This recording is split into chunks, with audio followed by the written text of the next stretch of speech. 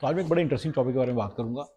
ये ऐसा है कि काफ़ी बच्चे जो जिस भी स्टेज में आप खड़े हैं ना, ये हर स्टेज पे आएगा। अगर आप मान लीजिए पाकिस्तान में, इंडिया में, पाकिस्तान में बैठे हैं और आप 20 साल के हैं, अभी आपको समझ नहीं आ रहा करना क्या है, तो आपके सामने ये चीज़ आएगी। जो बंदे ने अमेरिका जाना है वर्सेस यूके जाना है, यूएसए जाना है, कनाडा जाना है, तो ये सारा ठीक है ना। और उसके बाद जो बंदा यहाँ पे आ गया, रिमेंबर मैंने 3-4 चीजें आते सारी इसको $40,000 की इनकम, $35-40,000 की इनकम कहीं नहीं गई, $2,500-3,000 पर मंथ कहीं नहीं गई, ये हर एक को मिलती है। उसके बाद 40 से 80 हज़ार की इनकम बड़ा आसान है डबल करना। और उसके बाद 160 के की इनकम बड़ी जल्दी होती है। जितनी जल्दी हो सके मेरा फंड है कि आप कर लो। अगर आप अमेरिका आ ही गए हो तो 160 के की इनकम बड़ी जल्दी जल्दी करो। उसके बाद फिर 160 के बाद 350 और 400, 350 के मार्क्स को कैसे ब्रीच करना है, और उसके बाद 350 पर हेड यानी 700 के मार्क्स को कैसे ब्रीच करना है। देखिए हर स्टेज पे मैंने एक चीज देखी है सबके लिए, और मैं उनको आपको सबको बात बताना चाहता हूँ। ये मेरा एक थोड़ा सा इंस्पिरेशनल और फिलोसॉफिकल वीडियो है, सीएसएफ का पार्ट है मेरे कंप्लीट सक्सेस फॉर्मूले का।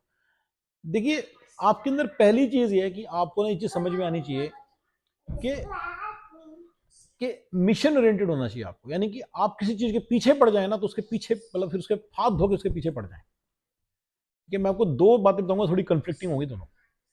Mission orientedness is very important. यानी कि कई लोग इसे बोलते हैं आपका फोकस होना चाहिए, आप उसके पीछे। कई लोग इसे कहते हैं आप मतलब कि लगन से करो। मैं इसको कहता हूँ मिशन ओरिएंटेड होना चाहिए, यानी कि आपको उसके पीछे पड़ जाना चाहिए।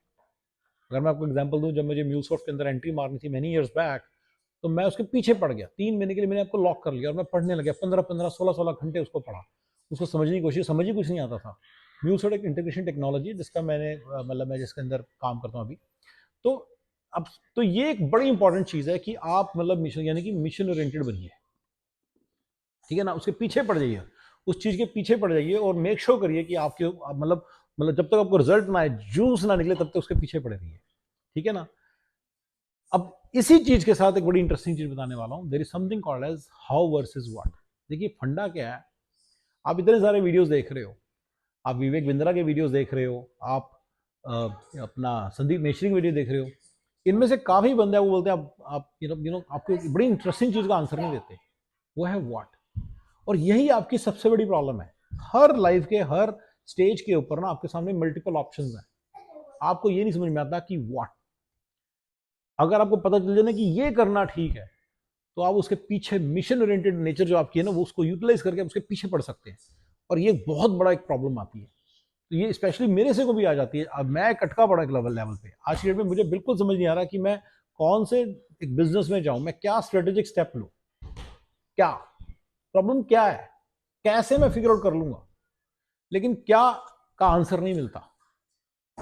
लकीली मेरे पास 1.2 मिलियन पर ईयर तक के तो आंसर्स हैं, और फिर हर सिचुएशन की जरूरी नहीं है मेरे पास क्या क्या आंसर्स हों, बट मेरे पास जनरल फिलॉसफीज हैं। लेकिन ये बात समझना बड़ा जरूरी है कि ये क्या बहुत बड़ी प्रॉब्लम है कि what, how is not a big deal. काफी बंदे हाउ बता रहे हैं, वो आपको व्हाट के लिए गाइड नहीं कर रहे, ठीक है ना।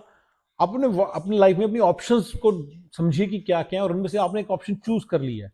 आधे आधे मन से ऑफिस जा रहे हो, आधे आधे मन से कर रहे हो, आपने चूज कर रखी है। हु नोज आपका जो करेक्ट व्हाट है वो डिफरेंट है, जिससे आप अपने गोल्स को अचीव कर सकें। यानी कि ठीक है ना। ये बहुत ही एक कॉम्प्लिकेटेड सी चीज है। अब जैसे एग्जांपल के तौर पे बंदा अमेरिका आया और उसको पता चल गया मुझे ग्रीन कार्ड के पीछे भागना है, वहां तक उसको क्लियर है, ठीक है। फर्स्ट ऑफ ऑल ये भी क्लियर नहीं होता कि व्हाट, कि ग्रीन कार्ड लेना है। अब 4 ऑप्शंस हैं, उनमें से कौन सी ऑप्शन उसके लिए बेस्ट है, ये हर मोमेंट पे आपको आ जाके हिट करेगी, और ये आपकी सबसे बड़ी प्रॉब्लम बनने वाली है। If you know what to do, you will be able to achieve it, but if when you do not know what is the right thing to be achieved, you will not be. ये बहुत बड़ी problem है सबकी, और ये लोग what का answer नहीं उनको मिलता, ठीक है ना। व्हाट के आंसर के बिना क्या होता है, आप नदी की तरह होते हैं, जहां जहां मतलब नदी जा रही है बस वहां उसके साथ चले जाते हो। आप एक ऐसे अपनी रफ्तार पकड़ के कुछ नहीं कर रहे हो, राइट। तो वो आपको डाउट भी डालता रहता है। मैं आपको बहुत सारे इसके एग्जांपल्स दे दूंगा कि कितने सारे डाउट्स आते हैं लोगों के दिमाग में। लेकिन ये हाउ वर्सेस व्हाट का बहुत बड़ा इंपॉर्टेंट है कि व्हाट इज रियली इंपॉर्टेंट, और जो विवेक बंद्रा बताते हैं वो बताते हैं हाउ, व्हाट नहीं बताते। इसलिए काफी सारे मोटिवेशनल स्पीकर आपको एकदम पंप अप तो करते हैं, लेकिन आप अगले दिन ही फुस हो जाते हो, थोड़े दिन बाद फिर क्योंकि आपको व्हाट नहीं पता होता। मिशन ओरिएंटेड नेचर आपको डेवलप करनी पड़ेगी, ये बड़ी इंपॉर्टेंट है। मैं वापस मिशन ओरिएंटेड पे आता हूँ, क्योंकि वो बड़ी इंपॉर्टेंट। अब मान लो व्हाट पता चल गया, लाइफ में वही कामयाब होगा जो मिशन ओरिएंटेड है, जो आगे बढ़ता है, पीछे पड़ जाता है किसी चीज के। अगर आप किसी चीज के पीछे नहीं पड़ोगे ना तो वो आपको फिर मतलब बड़ी मुश्किल आती है। वैसे बंदे थोड़े सुस्त से होते हैं ना, जो उसका कोई फायदा नहीं। मैं आपको जब आपको अपना फोकसिंग इश्यूज या अपने इस तरह के इश्यूज को एनालाइज करना होगा, मैं आपको एक मतलब एक मल्टी लेयर फॉर्मूला दूंगा जिसको आप एनालाइज कीजिए कि आप कोई क्या इश्यूज आ रहे हैं। बट अगर आप जनरली मतलब सुस्त हैं, मैं सुस्त नहीं था, तो मेरे को अपनी प्रॉब्लम्स पता है कि व्हाट ऑल थिंग्स स्टॉप्ड मी, मैं आपको वो सब आपके साथ शेयर करूंगा, ठीक है। And that is true for many many people that I know, ठीक है ना। बट कुछ बंदे बिल्कुल ही सुस्त होते हैं। मैं आपको जैसे मान लो कुछ बंदे गवर्नमेंट जॉब में मान लो, अब उनके यहाँ क्या होता है कि जितना मर्जी व्हाट को फिगर आउट कर लें, जो मर्जी फिगर आउट कर लें, उनको उतना ही मिलना है। तो कई बार वो they lose that motivation, they lose that thing. तो वो आप देखो उस तरह के लोगों पे शायद मेरे फॉर्म ये चीज मेरे लिए उनके लिए शायद ये ना हो, लेकिन उनकी थिंग आप नोट करिएगा कि आपके माइंड में डिलेमा चल रहा होता है। जिन बंदों को कुछ अचीव करना उनको समझ नहीं आ रहा तो करना क्या है, अगला स्टेप क्या लूं, कौन सी चीज की तरफ जाऊं। वो फिर क्या होता है, टिपिकली आप अपना एक रिएक्शन देखना, आप उस चीज की तरफ चल रहे हैं जो आपके सामने सीधी चीज पड़ी है। आप बीए कर रहे हैं तो आप एमए करने लग जाओगे, बीकॉम कर रहे हो तो एमकॉम करने लग जाओगे, सीए करने लग जाओगे। एक और चीज मैं बता देता हूं, जो बीकॉम कर रहा है ना उसके लिए सीए बड़ा इजी बात है, एक बड़ा। तो जब कोई बंदा कहता है ना जी मैंने बड़ी मेहनत करके जी आईआईटी का एग्जाम क्लियर कर लिया, अरे भाई छोटे से स्टूडेंट थे, जिंदगी में ज्यादा ऑप्शन थी नहीं, इंटेलिजेंस आपके पास ही, आपने आईआईटी का एग्जाम ही तो क्लियर करना था, वाट की प्रॉब्लम तो आपके सामने आई नहीं। ये इंडिया की एक बहुत बड़ी प्रॉब्लम बता रहा हूँ। इंडिया के अंदर लोगों ने आईएएस के एग्जाम क्लियर से बड़े बड़े न्यूज़पेपर में आर्टिकल छपते हैं, बंदे ने आई कर लिया, वो कर लिया। अरे मेरे भाई, इनको भी लाइफ का पता ही नहीं चला। लाइफ के अंदर जाएंगे तो फिर क्लियर बट कोई नहीं होगा, क्लियर कोई गोल नहीं होगा, क्या करना इज राइट थिंग। कंपनी खोल लूं, जॉब ले लूं, ना जॉब ले लूं, अमेरिका चले जाऊं, कनाडा चले जाऊं, समझ ही नहीं आएगा। जब तक ये होगा कि पढ़ के ये चीज अचीव की जा सकती है, तब तक तो वो आगे बढ़ के कर लेंगे, राइट।